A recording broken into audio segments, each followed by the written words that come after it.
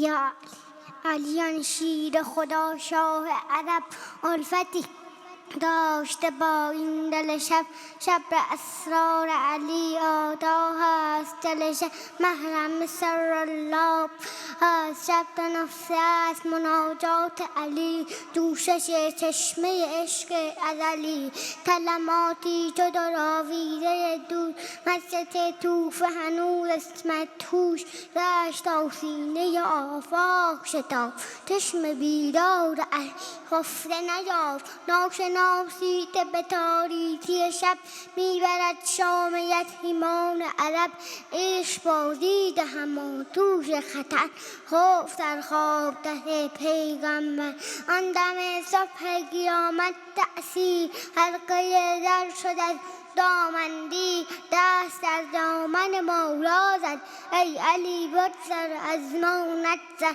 شب روان نسل ولای تو علی، جان عالم به فدای تو علی.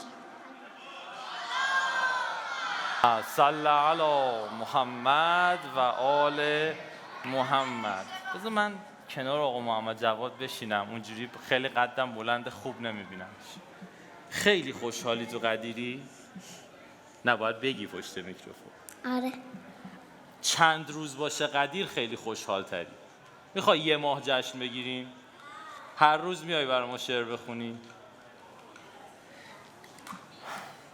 خیلی حس و حال قشنگی داره که یک انسان در این اندازه و با این ابعاد همون قدر عاشق امیرالمؤمنینه که یک پیرمرد 90 ساله‌ای مثل بزرگان از اصحاب سیدالشهدا عشق امیرالمؤمنین داشتن. اون جعبه رو از پشت سن به من بدید. من میخواستم این هدیه‌ای که میخوایم بهشون بدیم و بذارم آخر برنامه بدم، ولی همینجا تقدیمش میکنم و به من قول میده که اینو باز نکنه تا آخر جلسه.